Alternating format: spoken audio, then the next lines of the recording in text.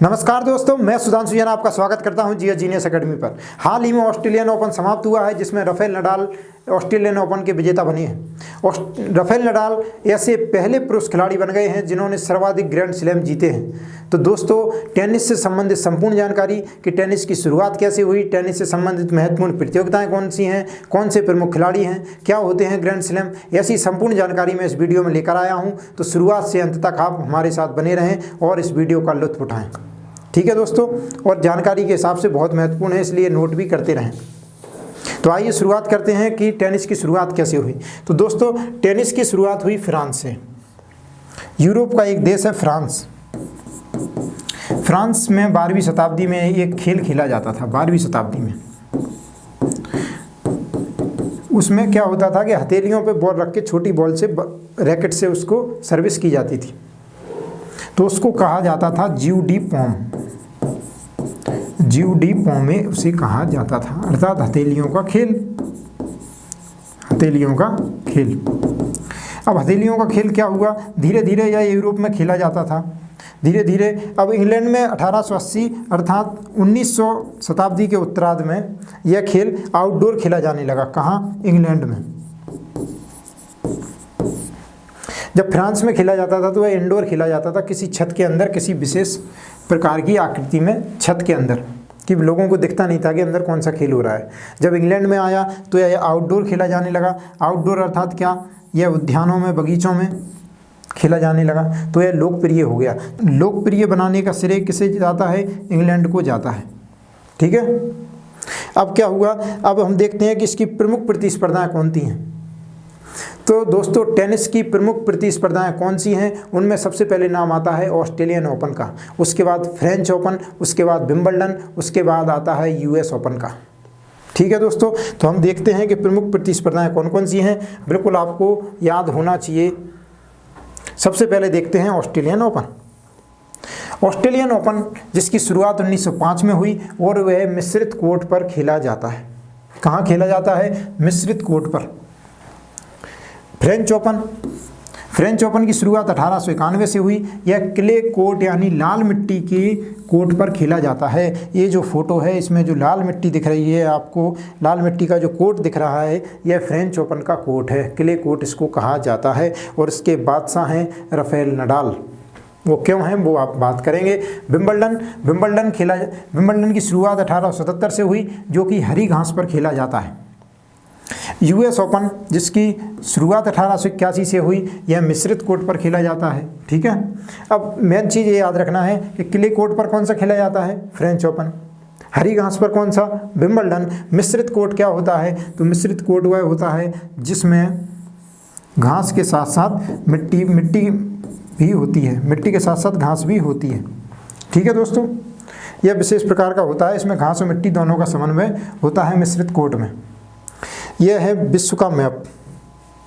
अब विश्व के मैप में हम देखते हैं, देखो एक बार में याद हो जाएंगे आपको कि कौन सा ओपन कहाँ कब क्या होता है। ये है ऑस्ट्रेलिया। ठीक है। साल की शुरुआत होती है जनवरी से। तो जनवरी में अपन कहाँ गए? ऑस्ट्रेलिया में। ऑस्ट्रेलिया में गए तो ऑस्ट्रेलियन ओपन कहाँ कब हो गया? जनवरी में। आपको याद रखना है। ठीक है।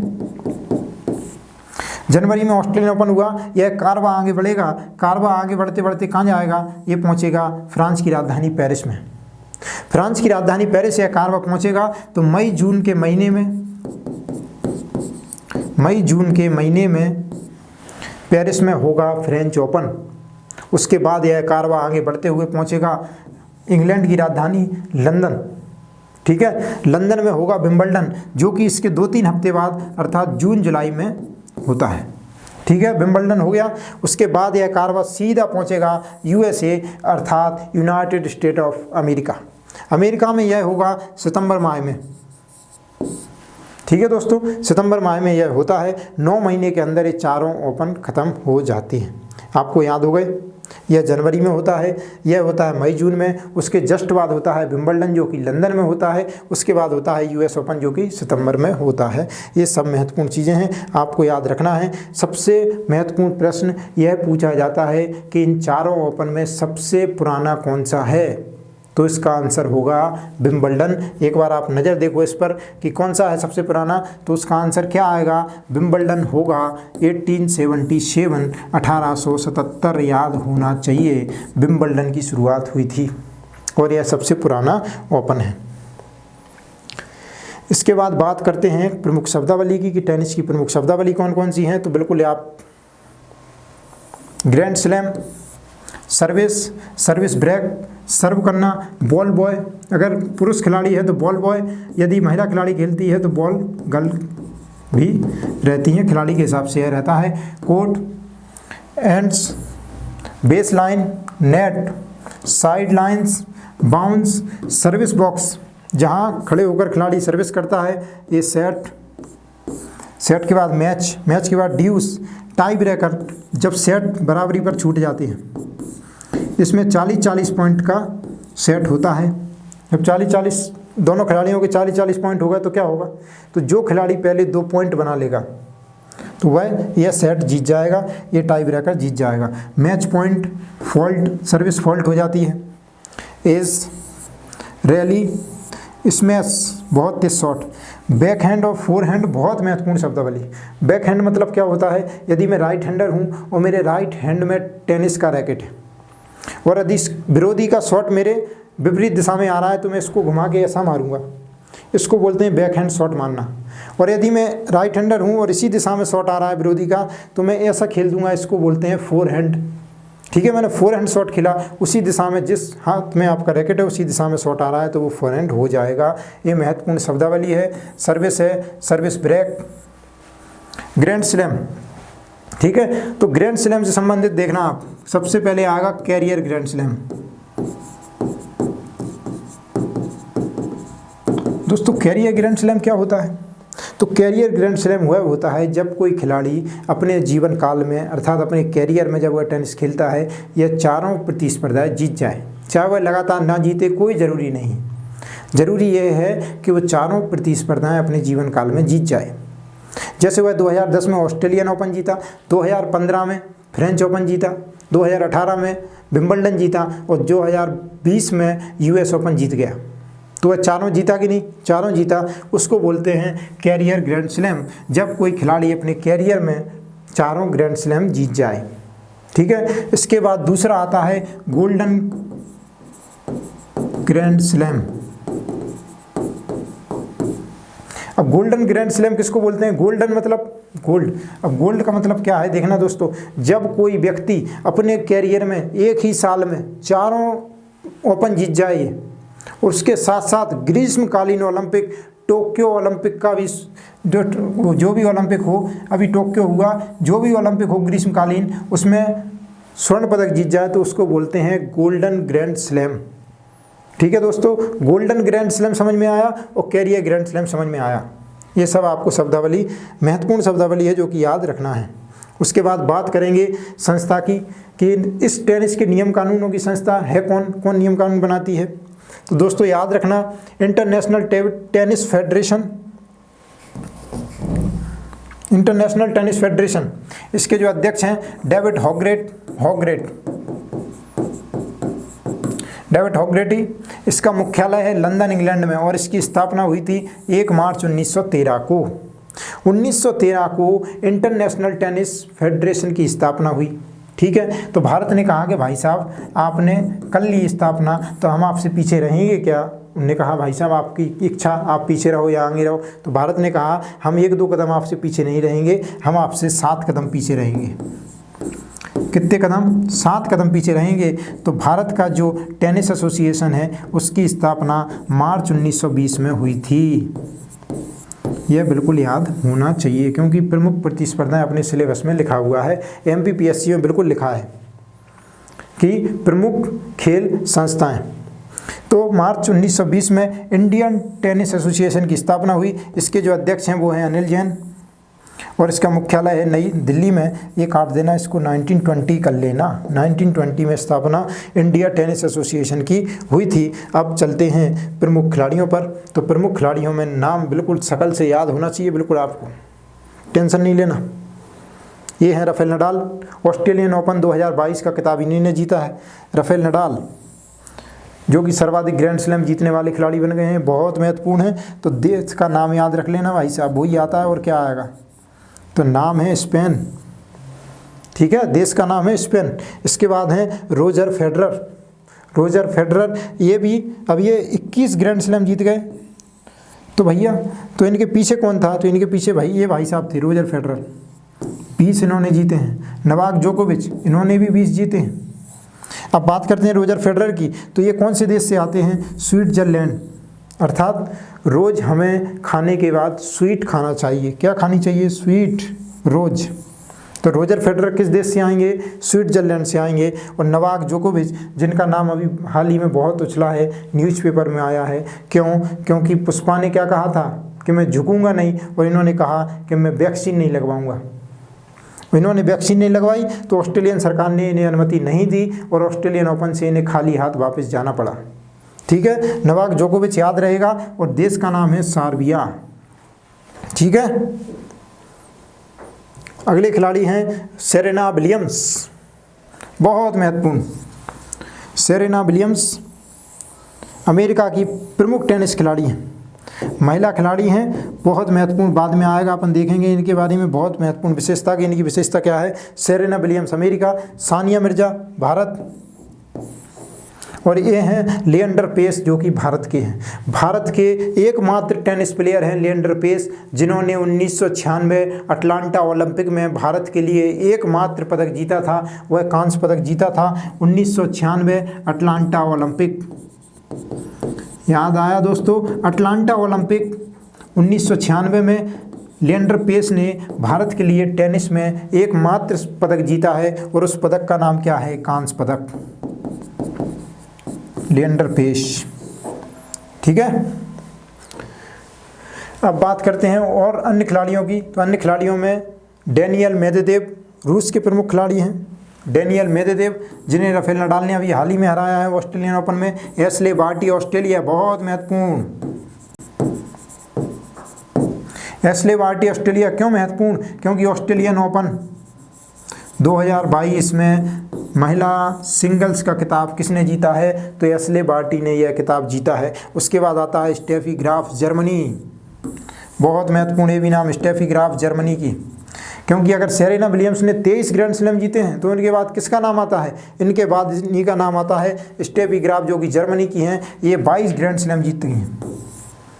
कितने ग्रैंड स्लैम, 22 ग्रैंड स्लैम जीती हैं। महेश भूपति भारत के, और सुमित नागल ये भी भारत के शीर्ष वरीयता प्राप्त टेनिस खिलाड़ी हैं, सुमित नागल, ठीक है। सुमित नागल का संबंध किस खेल से है, तो सीधा आंसर आएगा टेनिस से, ठीक है। इसके बाद आगे बढ़ें तो ऑस्ट्रेलियन ओपन की बात करें जो हाल ही में समाप्त हुआ है, ऑस्ट्रेलियन ओपन 2022।